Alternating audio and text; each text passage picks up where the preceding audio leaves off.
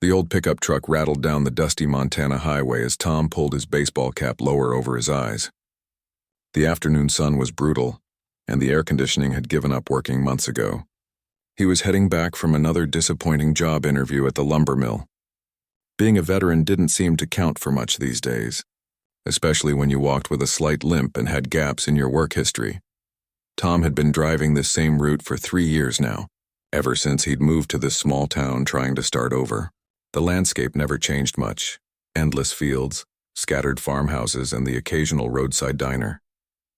But something was different today. About 5 miles outside of town, he noticed movement in the ditch beside the road. At first, he thought it might be deer. This area was full of wildlife, and he'd seen plenty of animals over the years. But as he got closer, something made him slow down. The movement wasn't quite right. It was too deliberate, too desperate. Tom pulled over and stepped out of his truck. The heat hit him like a wall, but that wasn't what made his stomach drop. There, huddled together in the shallow ditch, were 3 German shepherds.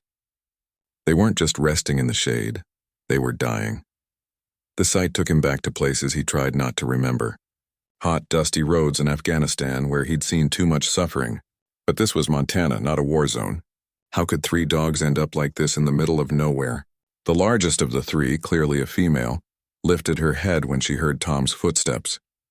Her eyes were cloudy, but there was still intelligence there. Still hope.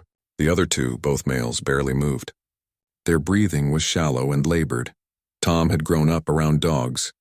His family had always had them, and during his time overseas, he'd worked alongside military working dogs.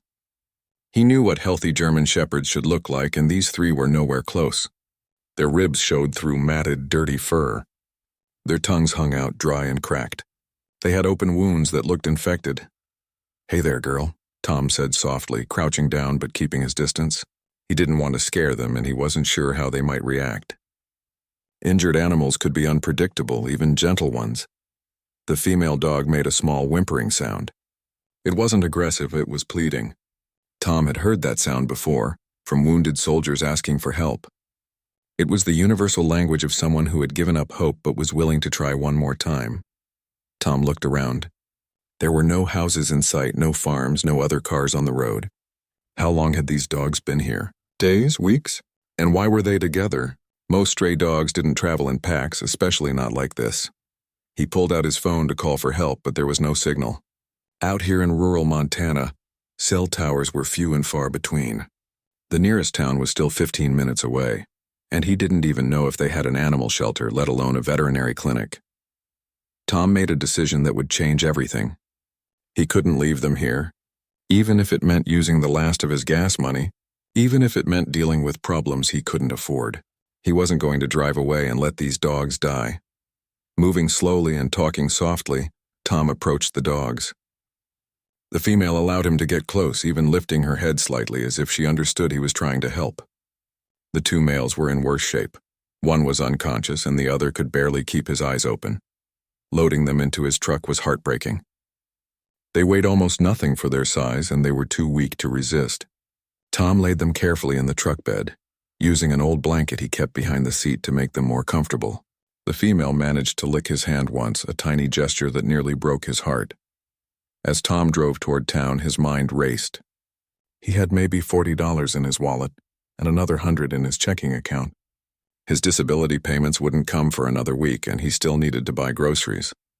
But looking in his rearview mirror at those 3 broken dogs, money seemed like the least important thing in the world. The drive to town felt endless. Tom found himself talking to the dogs, telling them they were going to be okay, even though he wasn't sure that was true. He told them about his own struggles, about feeling forgotten and unwanted. Somehow, talking to them helped him as much as he hoped it helped them. When Tom finally reached town, he realized he had no idea where to find a veterinarian. This wasn't the kind of place with multiple animal hospitals. He stopped at the first gas station he saw and asked the clerk for directions.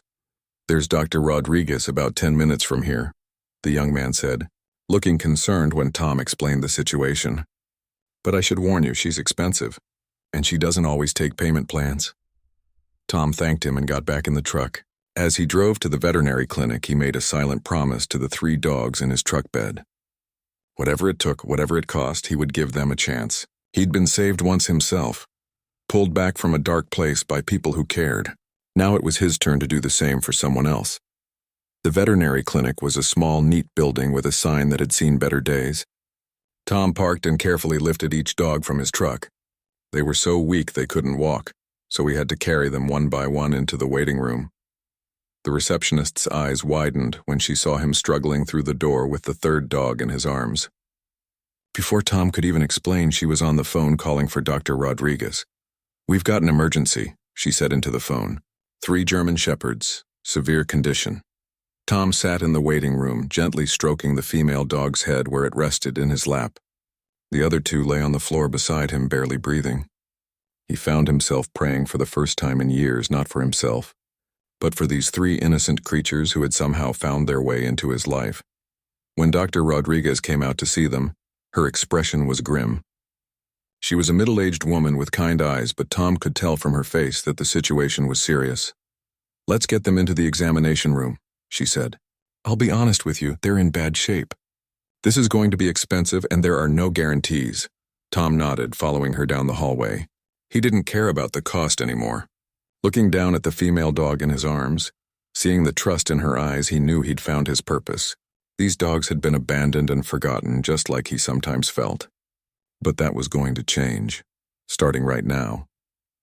As they entered the examination room, Tom whispered to the dogs, "You're safe now. Whatever happens, you're not alone anymore." He had no idea that this moment would be the beginning of something much bigger than just saving 3 dogs. He couldn't know that this simple act of compassion would eventually touch thousands of lives around the world. All he knew was that 3 innocent creatures needed help, and he wasn't going to walk away. Dr. Rodriguez worked quickly, her experienced hands moving over each dog with practiced efficiency. Tom watched from the corner of the examination room, his heart pounding as he saw the doctor's expression grow more serious with each passing minute. "What's your name?" she asked without looking up from the female dog she was examining. "Tom Mitchell," he replied, his voice barely above a whisper. "Well, Tom, I'm going to be straight with you. These dogs are in critical condition." Dr. Rodriguez moved to examine the first male dog, the one who had been unconscious in the truck. "This is severe malnutrition, dehydration, and I can see multiple infected wounds. The question isn't whether we can help them. The question is whether they can survive what they've been through." Tom felt his knees go weak. He'd been prepared for bad news, but hearing it laid out so bluntly hit him harder than expected. What would it take to save them?" Dr. Rodriguez sighed, moving to the third dog. "Immediate IV fluids for all 3. Blood work to check for organ damage. X-rays to see if there are any internal injuries. Antibiotics for the infections. Round-the-clock monitoring for at least 48 hours. And that's just to stabilize them." She paused, looking directly at Tom. "I'm talking about several $1,000s minimum. And even with all that, there's no guarantee they'll make it through the night." Tom's hand moved instinctively to his wallet, knowing how little was there. His mind raced through his finances.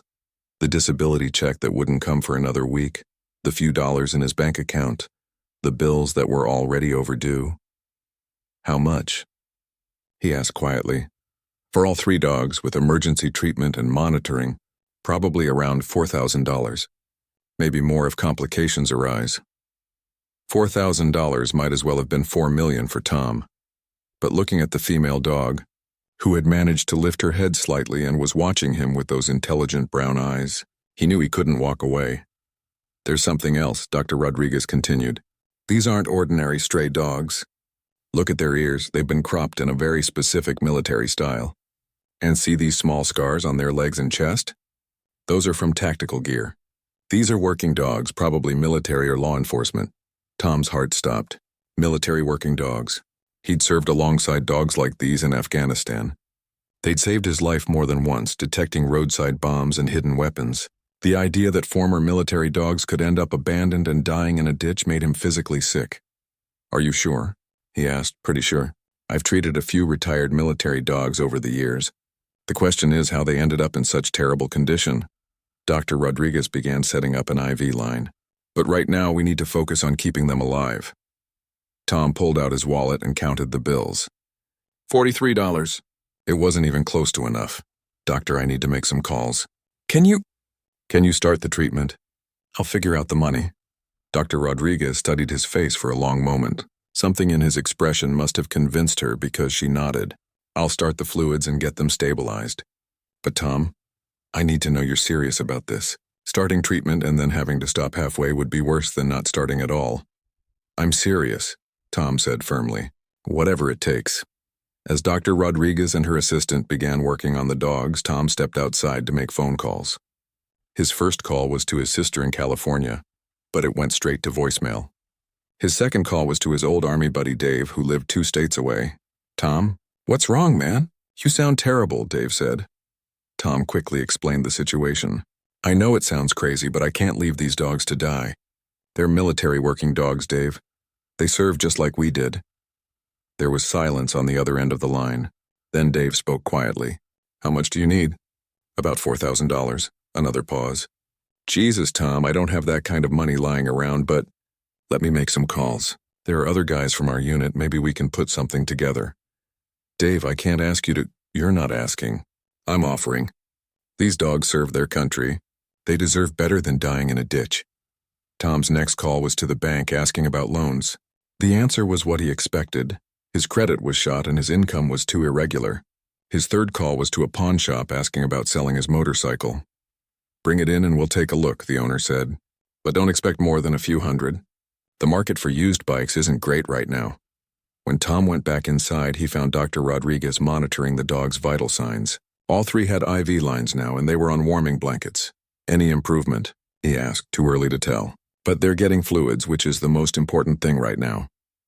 She looked at him with concern. Tom, I can see you're struggling with this financially.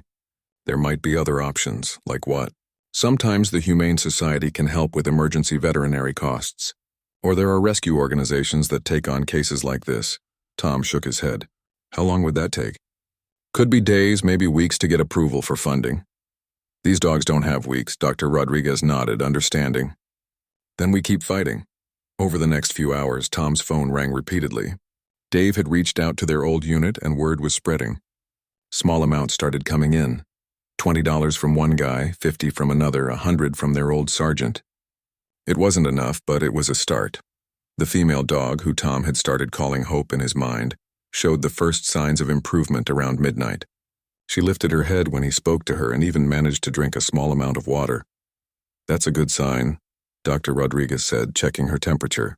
Her fever's coming down. The 2 males were responding more slowly. The larger one, unconscious when Tom found them, was still barely responsive.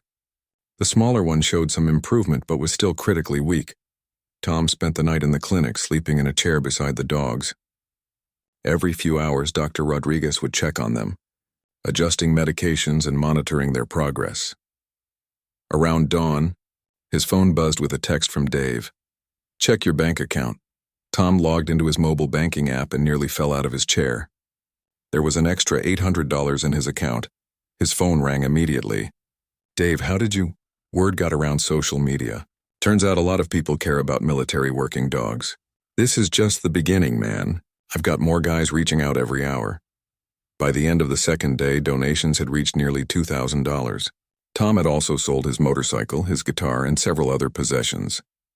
It still wasn't enough to cover everything, but it was enough to keep the treatment going. More importantly, all 3 dogs were showing improvement. Hope was able to stand briefly, and both males were drinking water on their own.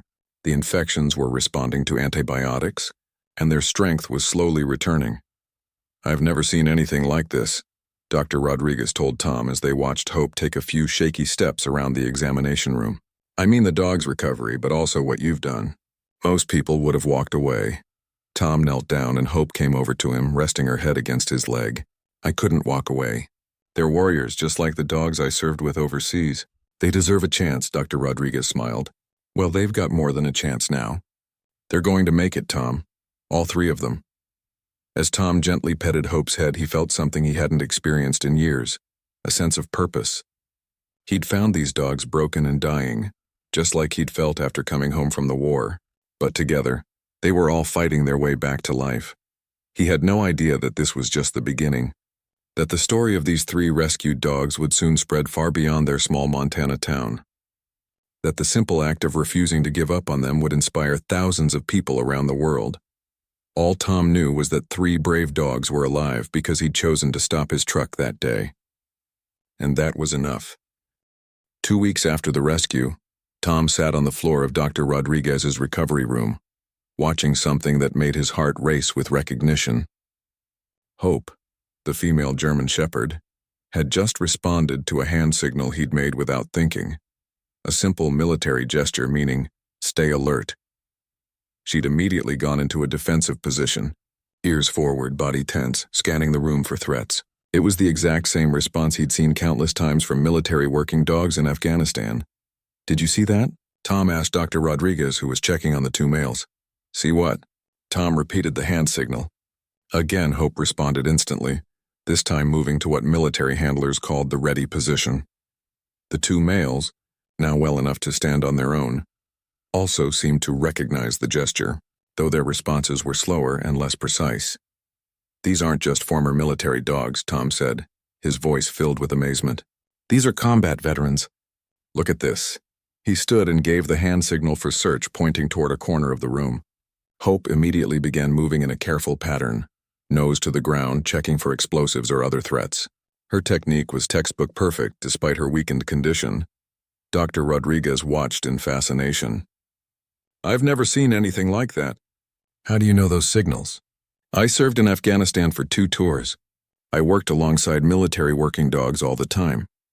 Tom knelt back down and Hope came to sit beside him. These dogs were trained for combat operations. The question is, how did they end up abandoned in Montana? Over the next few days, as the dogs grew stronger, Tom discovered more evidence of their military background. They responded to dozens of tactical hand signals. They were trained to detect explosives, weapons, and even specific chemical scents. Most remarkably, they seemed to understand combat protocols that only military working dogs would know. But there was something else Tom noticed, something that hit much closer to home. Hope displayed behaviors that he recognized all too well, the same behaviors he'd struggled with since returning from overseas. She startled violently at sudden loud noises. A door slamming would send her into a defensive crouch, scanning frantically for threats that weren't there. She was hypervigilant, constantly watching exits and entrances, never fully relaxing even when she was supposed to be resting. Most telling of all, she had nightmares. Tom would find her in the middle of the night, whimpering and moving her legs as if she were running. Her eyes would be closed, but her body would be tense with fear. When she woke up, she would be disoriented and anxious for several minutes. "She has PTSD," Tom told Dr. Rodriguez one morning after Hope had experienced a particularly bad episode during the night. "Dogs can have PTSD? Absolutely. I've seen it before in military working dogs. They experience trauma just like humans do." Tom gently stroked Hope's head as she leaned against his leg. "The thing is, I recognize all of her symptoms because I have them too." The connection between Tom and the 3 dogs deepened every day. They seemed to sense his own struggles with anxiety and nightmares. When he had a bad day, wrestling with memories from the war, they would stay close to him, offering the same kind of comfort that therapy dogs provided to other veterans. The 2 males, whom Tom had started calling Courage and Honor, were recovering well physically but showed their own signs of trauma. Courage was extremely sensitive to authority figures. He would cower if anyone raised their voice or made sudden movements. Honor had developed a compulsive behavior, constantly checking and rechecking the same corners of the room, as if he were still on duty looking for threats. "It's like they're all carrying invisible wounds," Tom explained to his friend Dave during one of their daily phone calls. "Just like a lot of us veterans do. How are you handling all this, man? Taking care of 3 traumatized dogs while dealing with your own stuff?" Tom thought about the question for a long moment. "You know what's weird? Taking care of them is actually helping me. When I focus on their healing, I don't have as much time to get lost in my own head."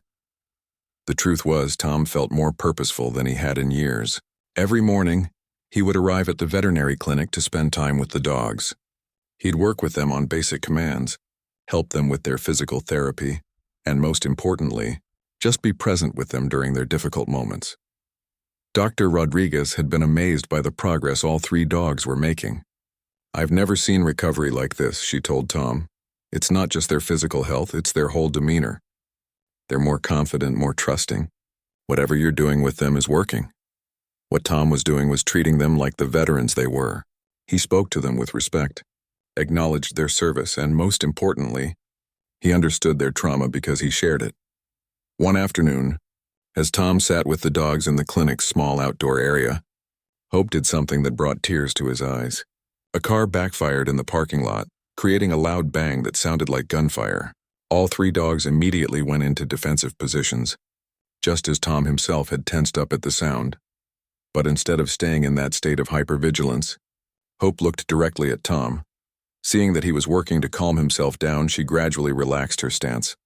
It was as if she was taking cues from him about how to respond to the trigger. "You're learning to manage it too, aren't you, girl?" Tom said softly, reaching out to pet her. "We're all figuring this out together." That evening, Tom made a decision that would change everything. He couldn't take the dogs back to his small apartment. It wasn't suitable for 3 large German shepherds, especially ones that needed specialized care. But he also couldn't bear the thought of them going to separate homes or being placed in a regular animal shelter. He called Dave to discuss an idea that had been forming in his mind. "What if I started a small rescue operation specifically for military working dogs?" Tom asked. "There have to be others like Hope, Courage, and Honor, dogs that served their country and then got forgotten or abandoned. That's a big undertaking, man. Do you have any idea what that would involve?" "Not really, but I know these dogs and I know what they need. They need someone who understands their training, their trauma, and their worth." Tom looked through the window at the 3 dogs sleeping peacefully in the clinic. "They're not just pets, Dave, they're veterans. They deserve to be treated like heroes, not like damaged goods." Dave was quiet for a moment. "You know what? I think you're onto something. Let me do some research on military working dog retirement and see what's really happening to these animals." Over the next week, Dave's research revealed a heartbreaking truth. While there were laws requiring that military working dogs be cared for after their service, the reality was much different. Many dogs were being abandoned by private contractors, euthanized due to medical costs, or simply forgotten in the system. "Tom, there are hundreds of these dogs out there," Dave reported. "Maybe thousands. Dogs that served multiple tours, saved countless lives, and then got thrown away when they became inconvenient." The more Tom learned, the more determined he became. These weren't just 3 abandoned dogs he'd found by the side of the road. They were representatives of a much larger problem, a failure to honor the service and sacrifice of military working dogs. "I want to do something about this," Tom told Dr. Rodriguez. "I want to create a place where military working dogs can retire with dignity, get the medical and psychological care they need, and live out their lives knowing they're valued and respected." Dr. Rodriguez smiled. "You know, Tom, when you first brought these 3 dogs in, I thought you were just a kind-hearted guy who couldn't walk away from animals in trouble. But I'm starting to see this is about something much bigger." That night, as Tom sat with Hope, Courage, and Honor in the clinic, he made them a promise. "You 3 are going to be okay. You're going to get the care you need, the respect you deserve, and the peaceful retirement you've earned. And if I have anything to say about it, every military working dog in America is going to get the same chance." Hope rested her head on Tom's lap, and for the first time since he'd found her, she fell into a deep, peaceful sleep. No nightmares, no hypervigilance, just the rest that a tired warrior finally felt safe enough to take. Tom didn't know it yet, but this moment was the beginning of something that would grow far beyond anything he could imagine. The bond he'd formed with these 3 traumatized dogs would become the foundation for a movement that would save hundreds of other military working dogs and help heal countless human veterans as well. All he knew right now was that he'd found his mission, and it felt like coming home. 3 weeks after the rescue, Dr. Rodriguez came into the recovery room with a stack of papers and a grim expression that made Tom's stomach drop. Hope, Courage, and Honor were all lying near his feet, finally healthy enough to move around freely, but something about the veterinarian's demeanor told him their story was about to take a dark turn. "Tom, I got the results back from the microchip identification system," she said, settling into a chair across from him. "You're going to want to sit down for this." Tom was already sitting, but he felt his body tense. "What did you find?" Dr. Rodriguez opened the first file. Hope, her real name is Luna, served 3 tours in Afghanistan with the Marine Corps. She's credited with finding over 40 improvised explosive devices and saving countless lives. According to her records, she was officially retired from active duty 18 months ago. She opened the second file. Courage, his name was Bear, also served in Afghanistan, 2 tours with the Army. He specialized in weapons detection and was wounded twice in the line of duty. He received a military commendation for exceptional service. The third file made Dr. Rodriguez pause. Honor's name was Rex. He served the longest, 4 tours across Iraq and Afghanistan. He was a bomb detection specialist who worked with multiple units. His record shows he directly saved over 100 soldiers' lives during his service career. Tom felt proud hearing about their heroic service, but confused. That's incredible. These dogs are genuine war heroes. But I don't understand, if they were officially retired, how did they end up dying in a ditch? Dr. Rodriguez's expression darkened. That's where this gets ugly, Tom. After their official retirement, all 3 dogs were transferred to a private military contracting company called Tactical Canine Solutions.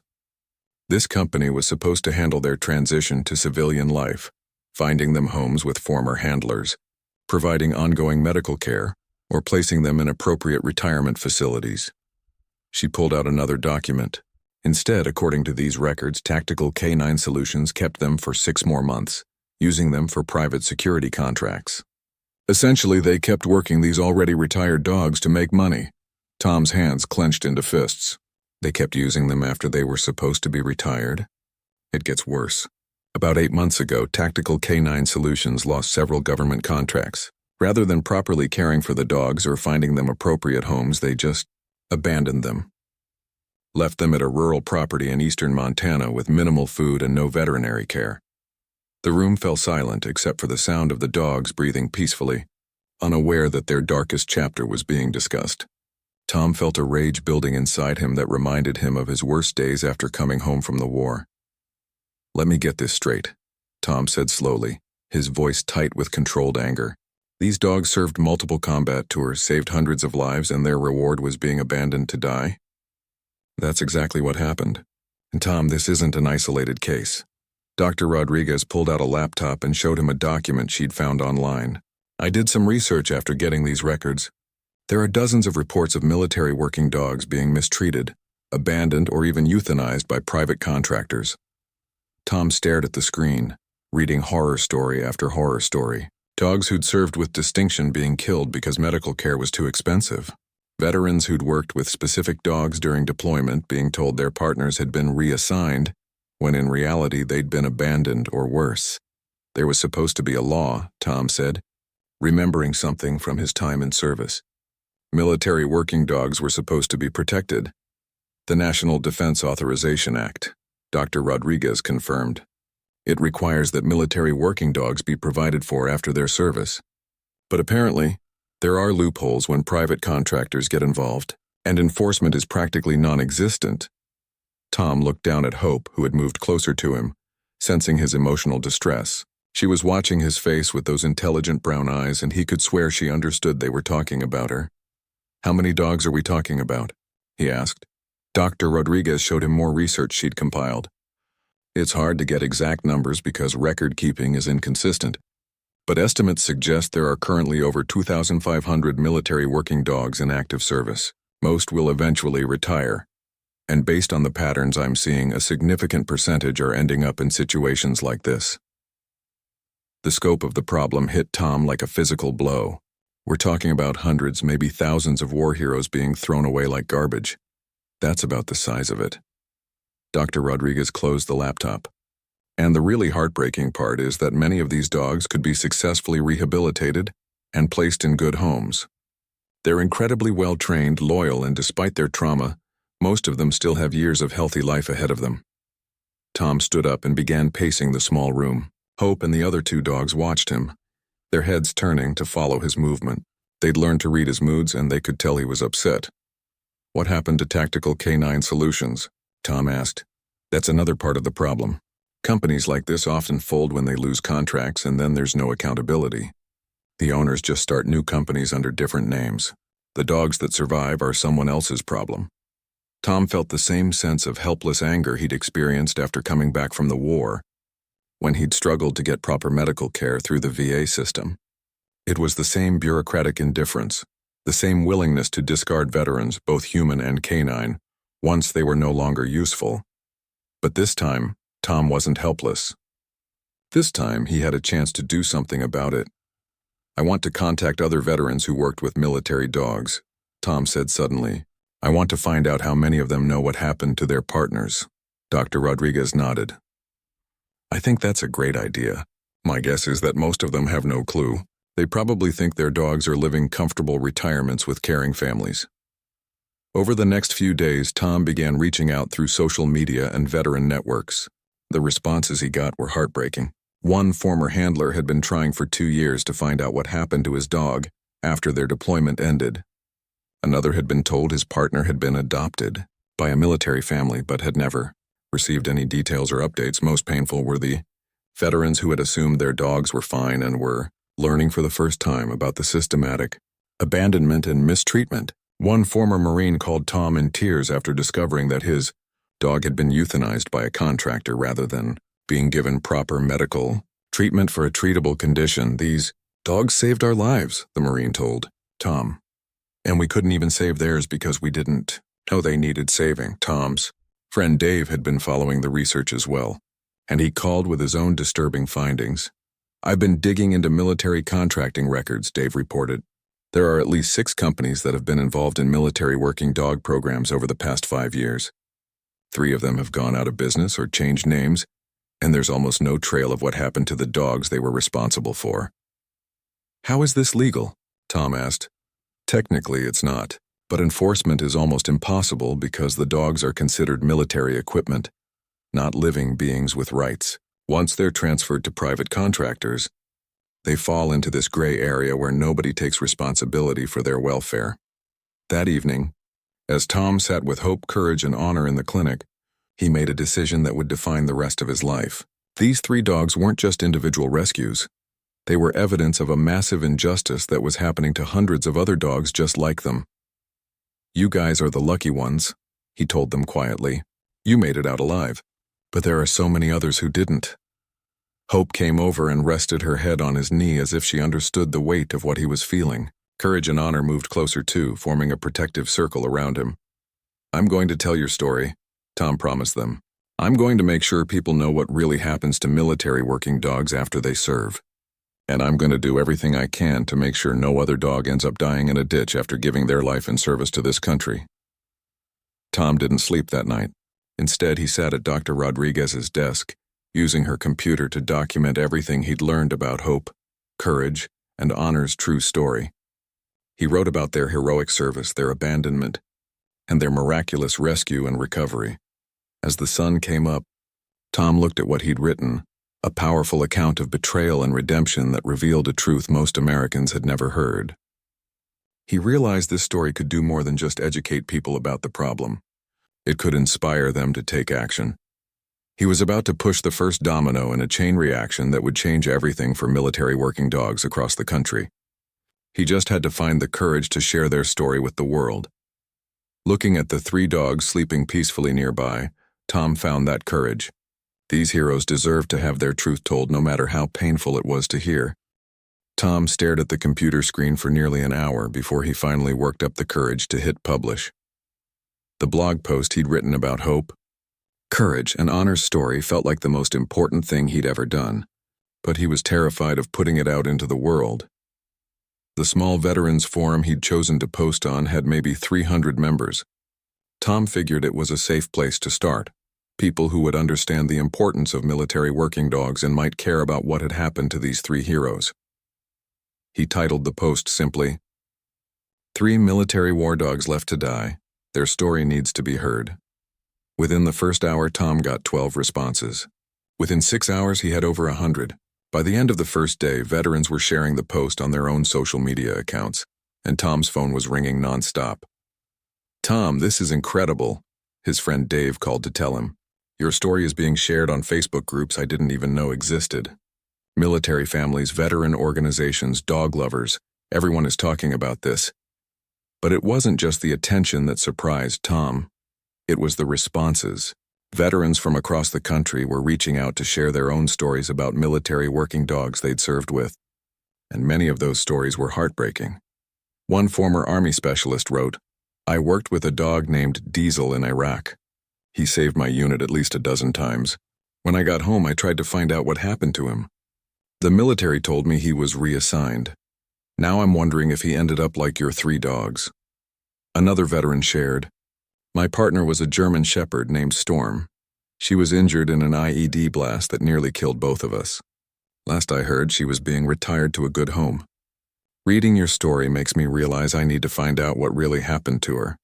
The most heartbreaking message came from a Marine who wrote, "I just found out my dog Charlie was put down 6 months after I rotated home. They told me he was medically unfit for adoption. He was only 7 years old and had minor injuries that could have been treated." I can't stop crying. Tom realized he'd opened a floodgate of pain and awareness that had been building for years. Military working dogs were disappearing into a system that was supposed to protect them, and their human partners had no way to find out what was happening to them. 3 days after posting the story, Tom got a call that changed everything. "Is this Tom Mitchell? The guy who rescued those 3 military dogs?" The voice belonged to a woman who sounded both professional and emotional. "Yes, that's me. My name is Jennifer Williams. I'm a producer for Channel 7 News in Denver. I saw your story online, and I'd like to do a feature segment about what happened to those dogs. Would you be willing to be interviewed?" Tom's first instinct was to say no. He wasn't comfortable with attention, and the idea of being on television made him nervous. But then he looked over at Hope, who was lying nearby, and remembered his promise to tell their story. If it helps other dogs like them, then yes. The news interview aired on a Thursday evening. Tom had expected maybe a few hundred people would see it, but the station's social media team had promoted it heavily online. The response was immediate and overwhelming. Tom's phone rang constantly for the next 48 hours. Veterans calling to share their stories, dog lovers offering donations, other news stations wanting to do follow-up interviews, and most importantly, people asking what they could do to help. "I think you need to start some kind of organization," Dr. Rodriguez told him, as they watched the 3 dogs playing together in the clinic's outdoor area. All 3 were now healthy and energetic, though they still showed signs of their trauma. People want to help, but they need a way to channel that energy. Tom had been thinking the same thing. The response to their story had shown him that there were thousands of people who cared about military working dogs, but no organized effort to address the problems these animals faced after their service. That weekend, Tom sat down with a legal pad and began sketching out his vision. He wanted to create a nonprofit organization that would do 3 things: rescue military working dogs that had been abandoned or mistreated, provide them with proper medical and psychological care, and work to reform the system that allowed these injustices to happen in the first place. He decided to call it Second Deployment, representing the idea that retired military working dogs deserved a second chance at life after their service was complete. "I don't know anything about running a nonprofit," Tom confessed to Dave during one of their daily calls. "You don't need to know everything right now," Dave replied. "You just need to know enough to get started. And you've got something more important than business experience. You've got a story that people care about and a mission that matters."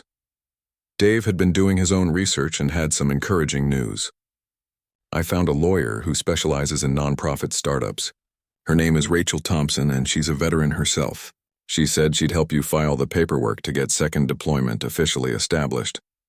Within 2 weeks, Tom had met with Rachel and begun the process of creating Second Deployment as an official nonprofit organization.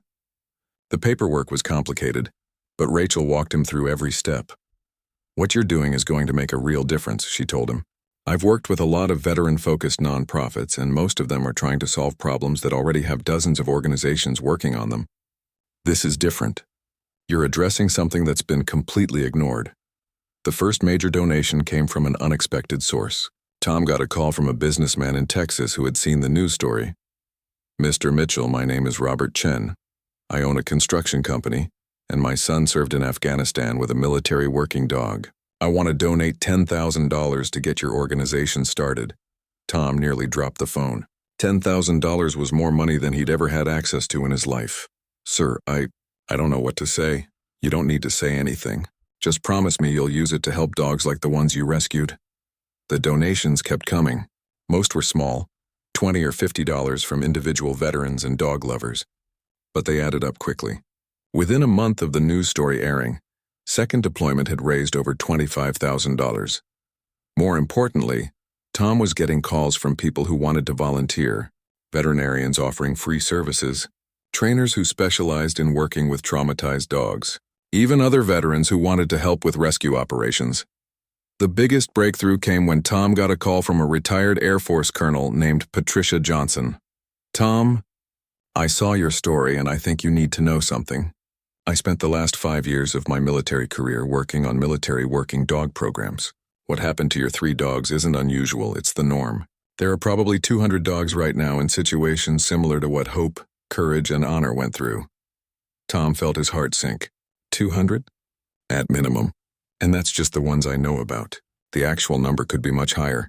Colonel Johnson paused. "But here's the thing. I have contacts throughout the military working dog community. People who know where these dogs are and want to help them. They just haven't had an organization to work with." "Are you saying you could help us find dogs that need rescuing?" "I'm saying I could help you save dozens of military working dogs over the next year." "If you're serious about this." Tom looked over at Hope, Courage, and Honor. They were lying in a patch of sunlight, finally at peace after everything they'd been through. The idea that there were hundreds of other dogs still suffering in the same situation they'd escaped from was unbearable. "Colonel, I'm absolutely serious about this. What do we need to do?" "First, you need proper facilities. You can't rescue dozens of dogs and house them in a veterinary clinic.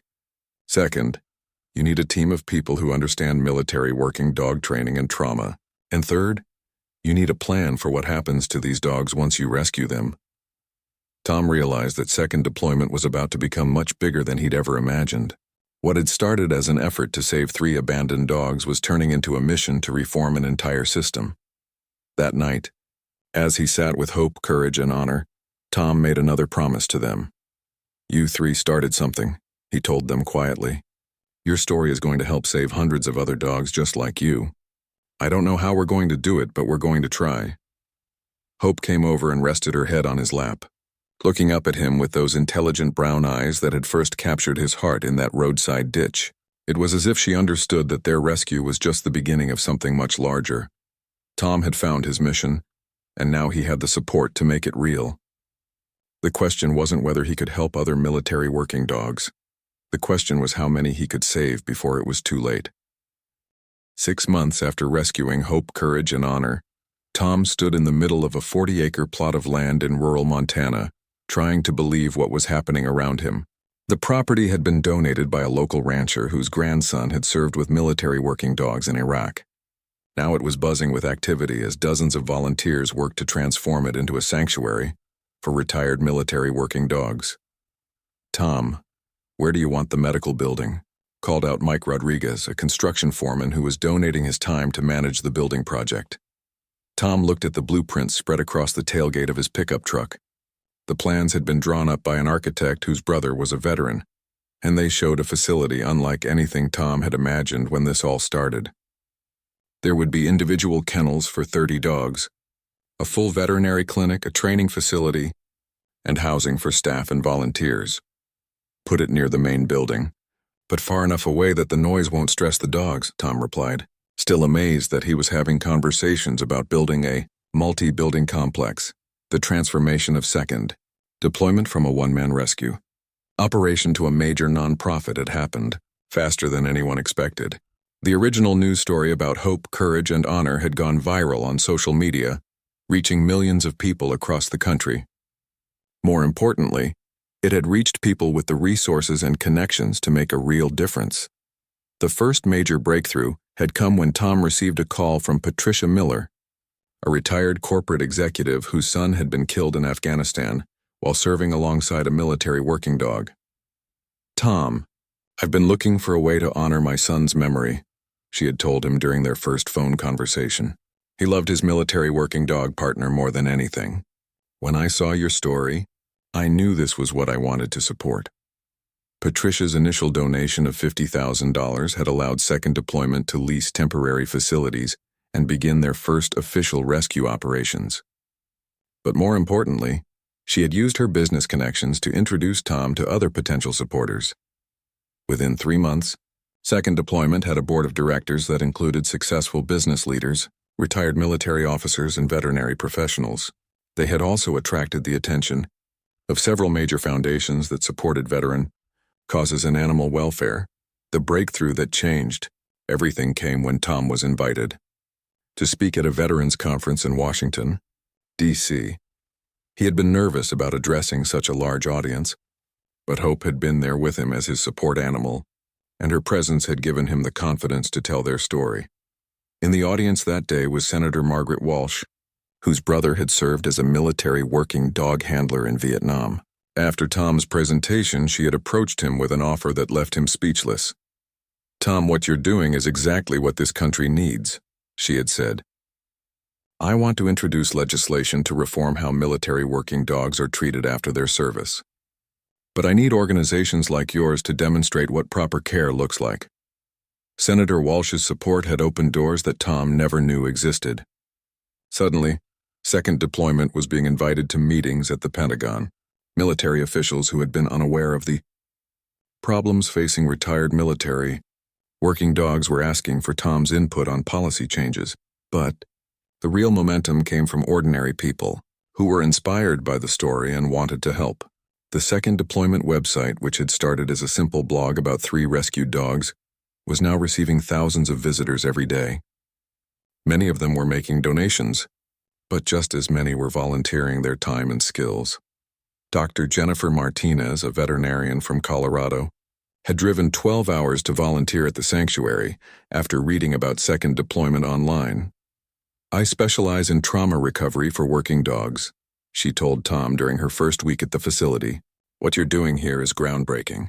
Most people don't understand that military working dogs need the same kind of psychological care that human veterans do." Dr. Martinez had developed innovative treatment protocols specifically for military working dogs suffering from PTSD and other trauma-related conditions. Her work with Hope, Courage, and Honor had been so successful that other veterinarians were coming to the sanctuary to learn her techniques. The volunteer program had grown to include people from all walks of life. There was Helen, a retired teacher who drove 2 hours each way 3 days a week to help with administrative work.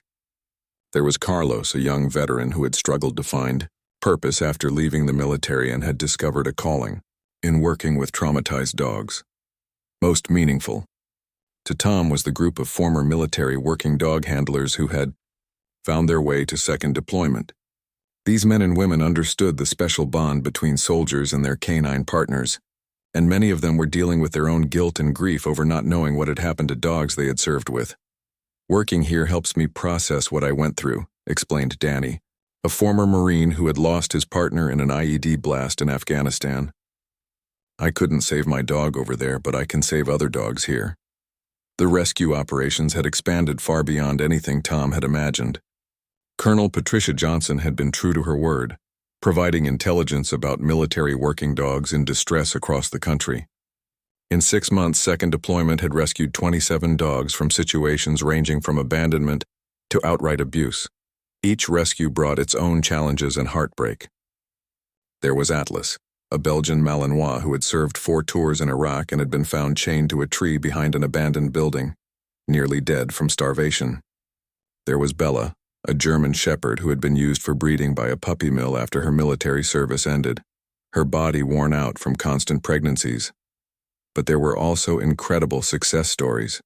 Max, a bomb detection dog who had been suffering from severe PTSD, had made a complete recovery and was now serving as a therapy dog for other traumatized animals at the sanctuary. Luna, a patrol dog who had been abandoned with untreated injuries, had healed completely and been successfully adopted by her former handler, who had spent 2 years searching for her. The sanctuary was becoming more than just a rescue facility. It was becoming a research center where veterinarians and animal behaviorists studied the most effective ways to help military working dogs transition to civilian life. Universities were sending graduate students to intern at Second Deployment, and the techniques being developed there were being adopted by other organizations across the country. Tom often found himself overwhelmed by how much the organization had grown. There were days when he felt like he was in over his head, managing budgets and staff and media interviews when all he had really wanted to do was help 3 abandoned dogs. But then he would walk through the sanctuary and see dogs that had been given a second chance at life. He would watch Hope, who had become the facility's unofficial ambassador, gently helping newly rescued dogs adjust to their new surroundings. He would see Courage and Honor, now healthy and happy, playing with other dogs in the large exercise yards. The most rewarding moments came when former military working dogs were reunited with their human partners. Second deployment had facilitated 8 such reunions, and each one reminded Tom why the work mattered so much. The latest reunion had involved a dog named Scout and his former handler, Sergeant Lisa Rodriguez. Scout had been missing for 18 months after being transferred to a contractor who had subsequently gone out of business. Lisa had never given up searching for him, and when second deployment rescued Scout from a hoarding situation, she had driven 16 hours straight to be reunited with him. "I thought I'd never see him again," Lisa had cried as Scout recognized her and nearly knocked her down with his enthusiasm. "He saved my life so many times overseas. I couldn't stand the thought of not being able to save his." These moments made all the challenges worthwhile. The long hours, the financial stress, the heartbreak of dogs they couldn't save, it all seemed manageable when Tom saw the difference they were making. The media attention continued to grow. Second deployment story had been featured on national television, in major newspapers, and in military publications. Tom had been invited to speak at conferences and events across the country, always bringing Hope with him to help tell their story. But perhaps the most meaningful recognition came from an unexpected source. Tom received a letter from the Pentagon, signed by the Secretary of Defense, thanking him for his work and announcing that the military was implementing new policies to better track and care for retired military working dogs. The work being done by second deployment has opened our eyes to serious deficiencies in how we've been handling the retirement of our four-legged veterans, the letter stated. Your organization is setting the standard for what proper care should look like. As Tom stood on the sanctuary grounds that evening, watching dozens of rescued military working dogs enjoying their freedom, he thought about how far they'd all come. Hope, Courage, and Honor were lying nearby, content and peaceful in a way that had seemed impossible during those first desperate days in the veterinary clinic. "Look what you 3 started," Tom said to them quietly. "You changed everything." 1 year after the rescue, Tom watched something remarkable happening in the main training building at second deployment. Kevin, a young Marine veteran who hadn't spoken above a whisper since returning from his 3rd deployment in Afghanistan, was sitting on the floor with Ranger, a retired military working dog who had his own severe trauma from combat. Both Kevin and Ranger had arrived at the sanctuary within days of each other, both carrying invisible wounds that seemed too deep to heal. Kevin suffered from such severe PTSD that he could barely function in normal social situations. Ranger, a German shepherd who had served 5 tours, was so reactive to sudden movements and sounds that he spent most of his time hiding in the corner of his kennel. But something magical was happening between them. Kevin would sit quietly near Ranger's kennel for hours, not trying to interact, just being present. Ranger, sensing no threat from this calm, broken human, gradually began to relax. After 2 weeks, the dog had started moving closer to the front of his kennel when Kevin was there. "It's like they recognize something in each other," explained Dr. Martinez, the veterinarian who had been working with both of them. "They both understand trauma in a way that no one else can." This breakthrough had led Tom to develop what would become second deployment's most innovative program, pairing combat veterans struggling with PTSD with military working dogs facing similar challenges. The idea was simple but revolutionary. Instead of treating human and canine trauma separately, why not let them heal together? The program, which Tom called Battle Buddies, had started as an experiment with just a few veterans and dogs.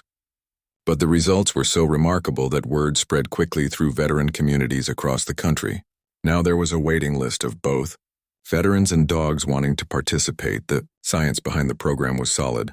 Dr. Martinez had partnered with researchers from the University of Montana to study the therapeutic benefits of pairing traumatized veterans with traumatized military working dogs. The preliminary results showed significant improvement in both human and canine participants. What we're seeing is that the veterans feel a sense of purpose in helping the dogs, which helps them process their own trauma, Dr. Martinez explained to a group of visiting researchers, and the dogs respond to the veterans' understanding of their experiences in ways they don't respond to civilian handlers. Tom had seen this healing process firsthand with Hope, Courage, and Honor. As his own PTSD symptoms had improved through working with them, the three dogs had also shown remarkable progress. Hope's hypervigilance had decreased significantly, and her nightmares had become rare. Courage had overcome his fear of authority figures, and Honor had stopped his compulsive checking behaviors. But it was the transformation Tom witnessed in the program participants that truly moved him. Lisa, an Army veteran who had been unable to hold a job due to severe anxiety, had been paired with Duke, a bomb detection dog who had similar anxiety issues. Working together, they had both made incredible progress. Lisa was now employed as a trainer at Second Deployment, and Duke had become one of the facility's most successful therapy dogs. The most dramatic transformation involved Marcus, a veteran who had been completely isolating himself from society, and Bear, a military working dog who had been so aggressive that other rescue organizations had recommended euthanasia. The two had bonded immediately, and over 6 months of working together, both had overcome their most challenging symptoms. Bear understands me better than any human ever has, Marcus told Tom during one of their regular check-ins. He knows what it's like to be trained for war and then expected to just turn that off and be normal. We're helping each other figure out how to do that. The success of the Battle Buddies program had attracted attention from mental health professionals across the country. The Department of Veterans Affairs had sent representatives to study the program, and several universities were requesting permission to conduct research at the facility. But for Tom, the most meaningful validation came from the participants themselves. Veterans who had been struggling with suicidal thoughts were finding reasons to keep fighting. Military working dogs who had been written off as beyond help were learning to trust and love again. The program had also created an unexpected community. Veterans who had felt isolated and misunderstood found themselves part of a group of people who truly understood their experiences. The dogs, many of whom had never learned to relax after their military service, were finally able to enjoy simple pleasures like playing with other dogs and sleeping peacefully. Weekend gatherings at the sanctuary had become legendary. Veterans from across the region would come to participate in training sessions, share meals, and simply spend time with others who understood their journey. The dogs would run freely in the large exercise yards, displaying joy and energy that many of them hadn't shown since before their military service. "This place saved my life, Kevin," the Marine veteran who had first connected with Ranger told Tom during one of these gatherings. Kevin was now speaking in full sentences and had even started helping with training new participants. "I was planning to kill myself the week before I came here. I couldn't see any point in keeping going." He gestured toward Ranger, who was playing with a group of other dogs in the yard. "But then I realized that Ranger needed me to get better so he could get better too. I couldn't let him down. The healing wasn't just psychological. Many of the veterans were also dealing with physical injuries from their service, and working with the dogs provided a form of physical therapy that traditional treatments hadn't offered. The daily walks, training exercises, and care routines helped improve mobility and strength in ways that felt meaningful rather than clinical. Dr. Martinez had documented case after case of remarkable recovery. Veterans who had been on multiple medications for PTSD were able to reduce or eliminate their prescriptions. Dogs who had been considered too aggressive for adoption were becoming gentle, loving companions. The program had also revealed the depth of the bond between military working dogs and their human partners. When Second Deployment was able to reunite veterans with dogs they had served with overseas, the emotional impact was profound for both species. Tom would never forget the day they reunited Staff Sergeant Rodriguez with his former partner, a Belgian Malinois named Storm. Rodriguez had been searching for Storm for 3 years, never giving up hope that his partner was alive somewhere. When Storm saw Rodriguez again, the dog's reaction was immediate and intense, whimpering, jumping, and refusing to leave his former handler's side. "He remembers," Rodriguez had said through tears. After all this time, he still remembers. The reunion had been therapeutic for both of them. Rodriguez's severe PTSD symptoms improved dramatically after being reunited with Storm, and Storm's own trauma responses decreased significantly. They were now living together, both of them finally able to process their shared experiences where these successes had led to Second Deployment partnering with other veteran organizations to expand the Battle Buddies program to multiple locations. The model was being replicated at facilities in Texas, California, and Virginia, with more locations planned for the following year. The program had also attracted support from unexpected sources.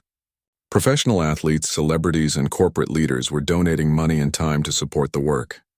A major pet food company had agreed to provide free food for all the dogs in the program. A technology company had developed a mobile app to help participants track their progress and stay connected with each other. But the most important support came from the veteran community itself. Former participants in the program often returned as volunteers, helping new veterans and dogs adjust to the process.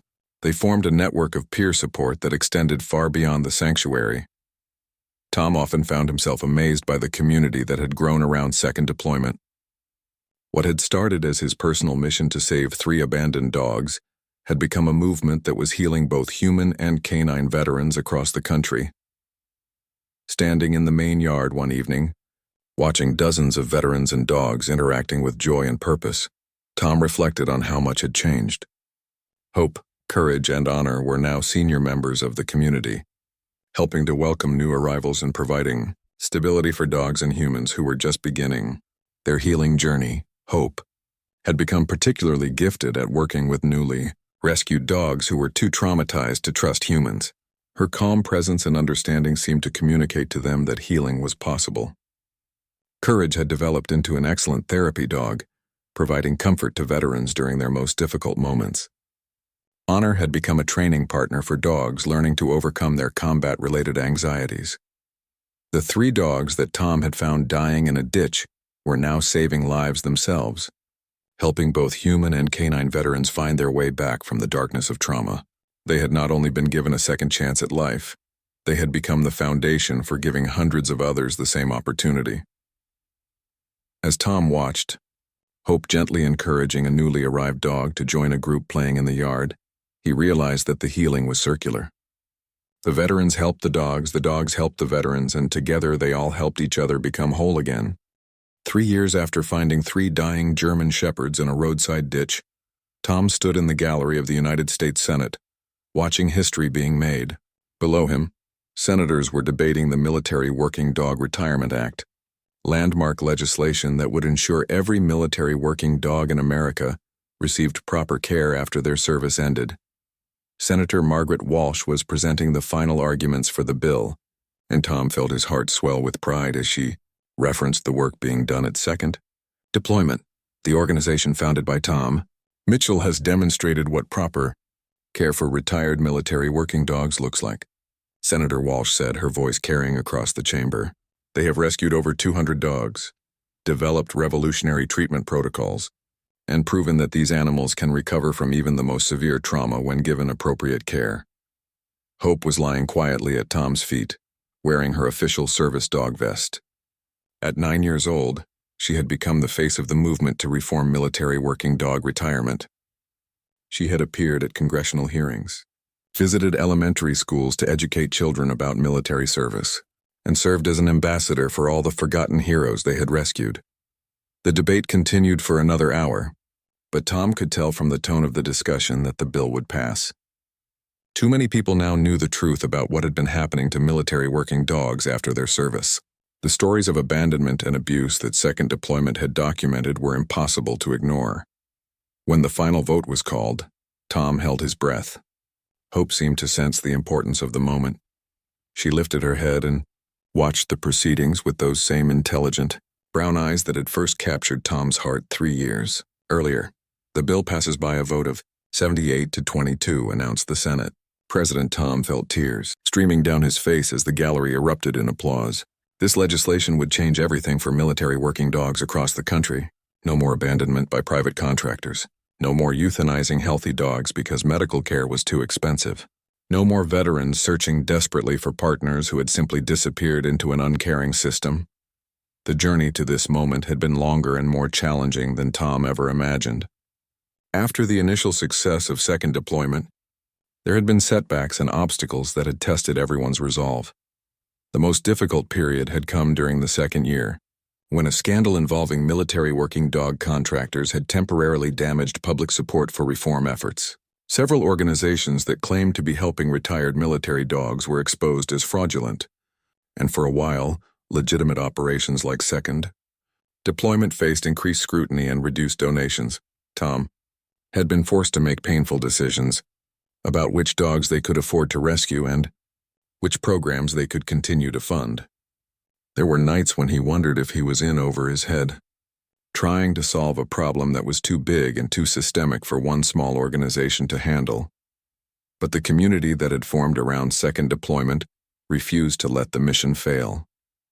Veterans who had been helped by the Battle Buddies program organized fundraising events across the country. Military families who had learned about the work being done began making regular donations. Corporate sponsors stepped up with larger contributions to keep the programs running. Most importantly, the success stories kept coming. Dogs that had been written off as hopeless were recovering and finding loving homes. Veterans who had been struggling with severe PTSD were finding purpose and healing through their work with the dogs. The evidence that the Second Deployment model worked was overwhelming. The breakthrough that had led to today's Senate vote came when Tom was invited to testify before a congressional subcommittee on veteran affairs. He had brought 3 participants from the Battle Buddies program with him. Kevin, the Marine veteran who had initially been unable to speak above a whisper, Ranger, the traumatized German Shepherd who had bonded with Kevin, and Lisa, the Army veteran who had found her calling as a trainer after being paired with Duke. The testimony had been powerful, but it was the demonstration that had really captured the committee's attention. Kevin and Ranger had shown how they worked together to overcome anxiety attacks, with the dog providing comfort and grounding for the veteran, while the veteran's calm presence helped the dog manage his own trauma responses. This isn't just about saving dogs, Tom had told the committee. This is about saving veterans too. These animals understand trauma in ways that no human therapist can. They've been through the same experiences, faced the same challenges, and survived the same horrors. When we pair them with veterans who are struggling, magic happens. The committee had been so impressed that they had invited Tom to present his findings to the full House of Representatives. That presentation had led to bipartisan support for comprehensive reform of military working dog retirement policies. The legislation that passed today was more comprehensive than Tom had dared to hope for. It established minimum standards for military working dog care after retirement. It created a tracking system to ensure that every dog's welfare could be monitored throughout their lifetime. It provided funding for organizations like Second Deployment to expand their work. And it made it a federal crime to abandon or mistreat retired military working dogs. But perhaps most importantly, it officially recognized military working dogs as veterans, entitled to the same respect and care given to their human counterparts. As Tom left the Capitol building that day, he was surrounded by reporters and advocates who wanted to celebrate this historic victory. But all he could think about was getting back to Montana to share the news with the community that had made this possible. The celebration at Second Deployment that evening was unlike anything Tom had ever experienced. Hundreds of people gathered at the sanctuary, veterans who had been helped by the programs, volunteers who had donated countless hours, supporters who had believed in the mission from the beginning, and dozens of rescued military working dogs who represented the lives that had been saved. Hope, courage, and honor were the guests of honor, wearing special bandanas that identified them as the 3 dogs whose rescue had started everything. They seemed to understand that this was a special occasion, staying close to Tom and accepting attention from the crowd with dignity and grace. Colonel Patricia Johnson, who had been instrumental in helping Second Deployment locate dogs in need of rescue, gave a speech that brought many people to tears. When Tom Mitchell stopped his truck 3 years ago to help 3 dying dogs, he didn't know he was starting a revolution, she said, but that's exactly what happened. He reminded us that military working dogs are not equipment to be discarded when they're no longer useful. They're heroes who deserve our respect, our care, and our gratitude. The impact of the new legislation was immediate and far-reaching. Within months of its passage, other organizations began adopting the Second Deployment model for their own military working dog programs. The Department of Defense established new protocols for tracking retired military working dogs and ensuring their welfare. Private contractors who had been abandoning dogs faced serious legal consequences for the first time. But the most meaningful changes were personal. Tom received letters and calls from veterans across the country who had been reunited with dogs they thought they'd never see again. He heard from families who had adopted retired military working dogs and were giving them the loving homes they deserved. He got updates from participants in Battle Buddies programs that had been established in other states, all reporting remarkable success in helping both veterans and dogs heal from trauma.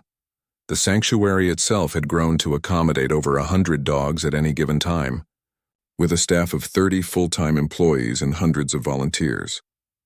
The research programs had produced peer-reviewed studies that were changing how the veterinary community approached trauma treatment in working dogs universities. Were sending graduate students to study at second deployment, and the techniques developed there were being taught in veterinary schools across the country. The Battle Buddies program had been replicated at 15 locations nationwide, helping thousands of veterans and dogs heal together. But for Tom, the most important measure of success wasn't the awards, the recognition, or even the legislative victories. It was the quiet moments he witnessed every day at the sanctuary. Veterans who had been unable to connect with their families learning to love again through their relationships with traumatized dogs. Military working dogs who had been abandoned and forgotten discovering that they were still valued and cherished. The transformations never stopped amazing him. Just last week he had watched Storm, a Belgian Malinois who had been so reactive to loud noises that he couldn't be around people, calmly lying beside a veteran during a thunderstorm, providing comfort instead of needing it. The veteran Rodriguez had been struggling with survivor's guilt from losing 3 members of his unit in an IED blast. Working with Storm had helped him process that trauma and find peace. These dogs teach us that healing is possible, Tom often told visitors to the sanctuary.